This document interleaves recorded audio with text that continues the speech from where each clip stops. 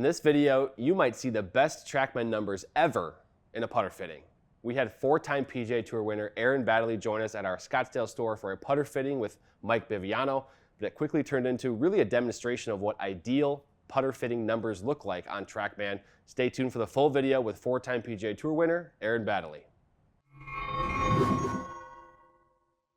So Aaron, you're in today to get a putter fitting, more or less to make sure everything is dialed in where it should be. Absolutely. Yeah. Okay. Let's get after it. So based on the measurements, this is our starting point. This is a 34-inch putter. All we want you to do is hit a couple putts. We're just going to look at the data, make sure everything's rolling properly. Do we do the measurement? Just double check? Yeah. Make sure? That way we... So if you're standing tall, we're always measuring your knuckle to the ground. Okay. You're at 34 inches. That's my starting point. So you measure from the knuckle to make sure that the... Okay. Yep.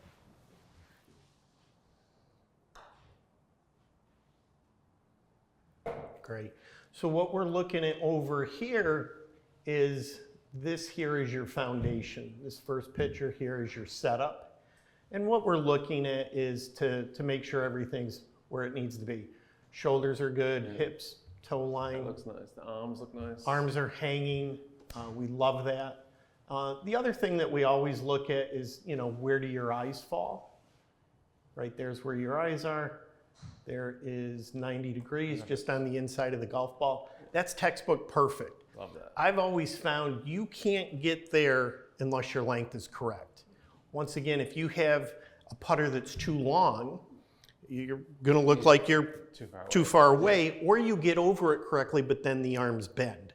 When your arms bend, that's when we see the instability, the rerouting, fishtailing on the stroke. Now, we also know that the standard putter is 70 degrees. Yep. So when I measure this shaft going into your forearms here, see how you're right at 70 degrees? Yep. That means that putter's sitting perfectly flat. Okay. If that putter's flat, that ball rolls straight. Let's say the toe's up in the air where your hands are at 68. Yep. Now that ball's not rolling correctly, and even at your level, you're going to start manipulating the putter, which is something we never want to see happen. So now that we go to the zoom in of the putter, and you can clearly see this is sitting really nice on the ground. So here's your putting stroke. And you can see that putter comes back, the face opens up. That's toe hanger arc. Yep. Everybody has a form of it. So, yeah. There's impact, and there's your release. And that's just a real beautiful putt. Even on Trackman, we can track where on the face you hit it. Yep. That's pretty much in the center. Now this is dynamic lie. That's saying 69. That's going to be plus or minus. That's going to be plus or minus where that club is at impact. Okay. So even if we go back here and we do the measurement here again, it's going to tell us one thing or the other. See how it's still at 70 or 69. That's impact. Yeah. So once again, we're going to set that putter up there. Once again, that's how it rolls perfectly straight. Yeah, yeah. The nice thing is there's impact. You can see that line going right down. And is that white line the putter face? Yeah. Okay, perfect. Yeah, that's awesome. Yeah, that's spot on. That's spot on right there. No, that was great. Yeah. And once again, you can take it back and you do it in slow motion. There's your arc. And I love that you take the putter back short because that forces acceleration through the ball, which keeps the putter more on line. Yeah, that's always been... You get some people that tend to get long. When you're long on short putts, then you're decelling. That's when some people have a tendency of missing. Yeah. But when you do that, you're going to make a lot of putts. Yeah, I like too how that's come right back inside that line a little bit. Yep. That's nice. And once again, that's natural rotation or your arc. A lot of times we'll see people do that and then the putter's going off to the side. That's them looking up after they hit it. Yeah. Once again, it's what you do from here to impact. What happens after is a little bit, dependent on the individual. But I found when people keep their head down throughout the shot, you end up with something like this, which is just beautiful. Yeah, that's definitely one of the great things about coming in here to second swing and doing a tune-up with Biv is that you walk out here with confidence, knowing, hey, this is the putter that not only do I aim really well, but the setup is the same every time. Like when we measured the setup with where the eyes fell on top of the ball, it was the same spot every time.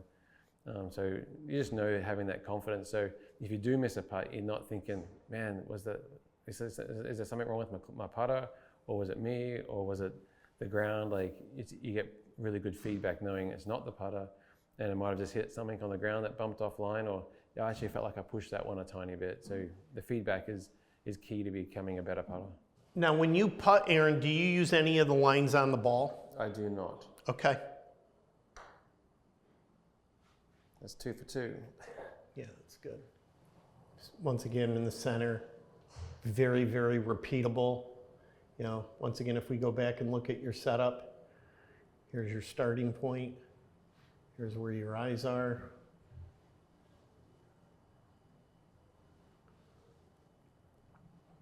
Almost exact same as where you were before. Once again. Yeah, 69. Yeah. So this one, when we look at this toe might be up just a skosh. I mean, I have a plus or minus 1 degree. So if I put a line on there, yeah. So once again, here's your stroke. There's impact and there's your release. Really good. Yeah, that's nice. That's how you make a lot of putts. Yeah, you do the same thing over and over again. It's nice to see the aim really well. Yeah, and you know, another thing we can do is look at your impact. I mean, 0.1 degrees closed, what does that mean? So if we did a 3D modeler, here's where your face is at impact. I mean, once again, impeccable. Obviously, this is why you're one of the top 5 putters the golf world's ever seen, is because you do the same thing. More importantly, where the face is at impact is why you make a lot of putts. That's awesome. Yeah, love seeing that. Yeah. How many putts a day do you hit when you're practicing? Practicing, I mean, it varies. Sometimes it's like... I mean, time frame. You know, do you, an hour? Is it half an hour that you work on putting? You know, what are you looking to do? I'd say I'm anywhere from 15 minutes to a couple hours. Okay. Like, depending on like practicing, like if I'm not working on much, it's just working on the making putts. I'll just do drills that I gotta complete. So some days that I can do that quickly, you know, and other days it takes us a little bit longer, but it's all about making the completion drill, especially when it looks like this. Like the setup is in a great spot. You can see the putter is right. So then you just practice making See, and this is the neat thing. So here let me get rid of these lines. If you do this in what I call real time, you can just see everything, how nice this putter comes back, how it comes through. You know, nothing's really moving other than your shoulders. See how you hold your head down? That's why that putter has that really nice release. You know, that's ideally what I try to get everybody to do. And then here is this is zoomed in, superimposed at a much faster speed, but it just looks so good. Yeah, it looks nice. Yeah, because my tendency can be like, as we've done in the past, like the putter might go a little too straight back and like aim a little bit left, but like here the path is great, the aiming is Well, great. see, this is why I think putter fittings are so important, is when you have something that allows you to do it over and over again, that's when you see the repeatable. Yeah. Once again, when you came in last year, when we had the putter where the toe is up, that putter's not necessarily going where you think it is, and that's where you built in that little push block, where when you get something where it allows you to do it over and over again, it just makes you more efficient and less likely to do things that you don't need to do. You know, I mean, those two setups there were like exactly the same. Yeah. The ball position, the eyes are in the right spot. And you know, if you look at this, and here's the second putt, that looks great. And then we could go back, get back here. So if I pull the second one, and this is the second one, and we look at it, it's gonna look identical.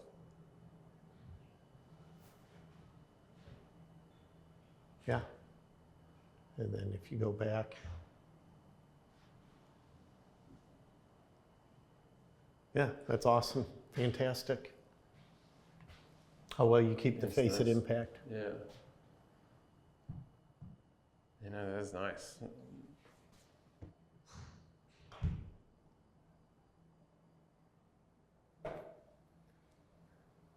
Making it easy for me, Biv. That was really good, that one. Yeah, I mean, when you get face angle 00, Yeah. you just can't do anything better than that. Yeah, that was pure. I mean, That was my favorite one right there. that's perfect. When Biv made the comment of like that was the best putt he's ever had on the screen, that was pretty cool. Because he has lots of putters come in here, but I mean he's always booked out with his putter fittings, and I mean numbers were at 0.0. So yeah, that was pretty cool. I mean, I've seen great putts, but never one where it's perfect. It was a perfect putt where the takeaway, the strike, the follow through was impeccable. Now, let me ask you this, because you know, you're the professional. Did you feel a difference between 1 putt, 2 putt, and 3 putt? Or in your opinion, did they feel the same, or one was slightly different? I feel like this one felt just like a little, not as slightly less of an arc. See, And you can see that. your follow through was holding on just a smidget longer, which I would call that less of an arc. So you face the path 0.5, 0.5. I mean, once again, you just can't do any better than that. Yeah, no, That's going in the archive. yeah. This is how you putt.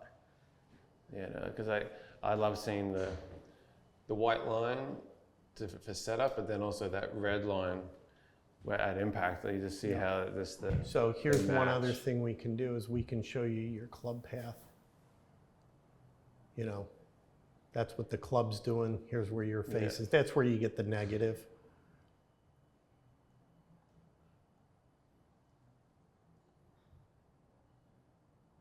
I just feel like when you see that, you just know, like you can just go putt. You don't need to think about it. Yeah. I mean, you know, it's the scenario, the less you think, the better you are. Yeah. You know, if you're hitting a 10-foot putt, you're thinking, how do I hit this 11 feet? And how much does it break? Yeah. You know, if you come up 9 feet or 9 feet 9 inches, sorry, that's 2. Yeah, exactly. You have to get it there, but you also have to read it, trust it, and let it go. Yeah. See, you could walk out of the store today with that putter and you would have immediate success. Absolutely. Because it's, you know, like I say, you cannot fudge this. No. You know, this is just absolutely perfect. Yeah, when you see the 00s, especially at setup too, because it's not like you're aiming 3 inches left and then you're manipulating the face through impact to get to square at impact. Like it's square and square, which is exactly what I like to see. I don't think I've ever had a putt that good. That's perfect. That was a good one. So, you played blades pretty much your whole career. Have you ever toyed with a mallet? I used a Odyssey number 7 for a little bit. Okay. What was the thinking? What was the thinking of going to a mallet versus a blade? In your opinion, at your level? Yeah. Why would you?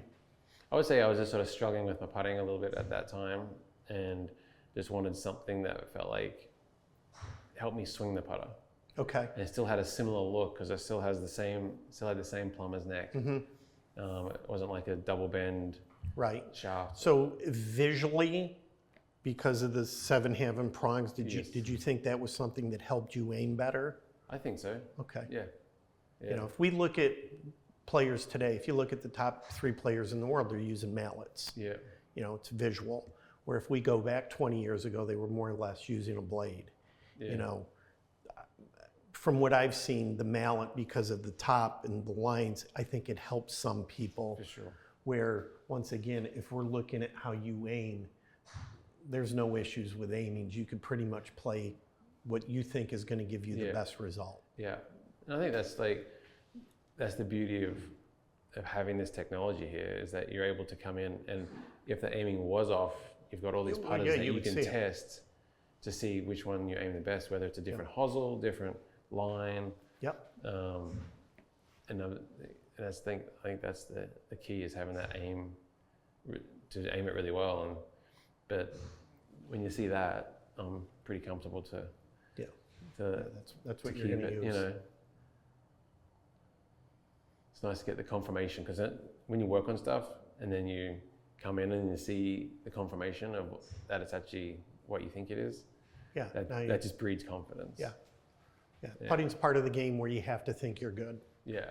You know, if you think you're mediocre, you'll make putts. You'll make putts, but it's that person who thinks they're really good. Yeah. You know, I was very fortunate. I spent a lot of time with Faxon.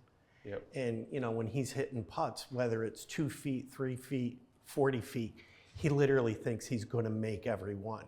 And he'll hit that 40-footer, and you sort of look behind it, and it's like, that thing has a chance. And, you know, you get the person who, you know, oh, it's close. Yeah.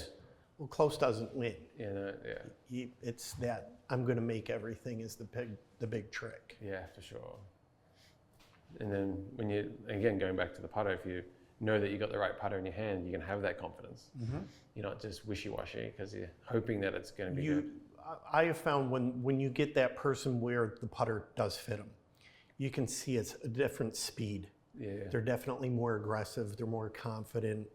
Where, you know, they take more chances because they know they're good. Yeah.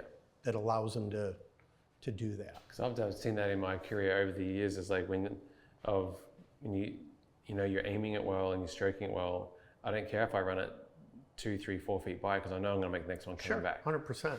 Because 100%. You know, you're happy to give it a go. So coming back, you're like, oh, I can make a 2-footer. That's easy. Yep. You know, you're not worried about let's just get it close. Yeah, no, it's back of the hole, firm. Yeah. Hear it hit. Yeah, exactly. Yeah. Yeah. Good stuff. So you would, you know, comfortable to say everybody should get a putter fitting? Everyone should get a putter fitting. Yeah. 100%. Yeah. Because number one, you know, when you walk out, you know you're going to aim it well. Mm-hmm. And then number two, it's the right length, so your setup can be consistent. And those are the two things. Like, I've talked to other good putters like Fax, Luke Donald, Greg Chalmers, these guys who are putting great putters over their careers as well. And the number one thing that is consistent with all of us is that we all work on setup, making sure we set up consistently the same. Yeah. And if you have a putter that you got to keep making adjustments because it's either too short, too long, the line goes wrong, then you're never going to be consistent with your setup. Yeah. And like I said, myself, Luke Donald, like, we all try and set up exactly the same. And when you got the right putter, it's easy to do that. When you have it, I was just going to say, when you have everything in, you're walking, it's one less thing you're working on. Exactly right. Because you know it's right. Yeah. Getting fit for your putter is one of the most important things you can do for your game, because, I mean, most of your shots are used with a putter. And I think the one thing that's great about coming in here to second swing is you have the technology, so you can see, so you get the feedback. But then also, like, I know Biv, who I work with, he keeps it very simple.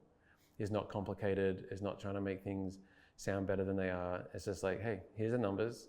This is what putter's going to fit you best. Let's test it. And if it's not right, let's try something else. Let's try a different putter. I think the biggest thing is you realize how good professional players are. But at the same time, whether you're a professional, you're an amateur, you're a beginner, the importance of a putter fitting is incredibly critical to get the ball to roll straight. Whether you're a professional or whether you're an amateur, you can always make more putts.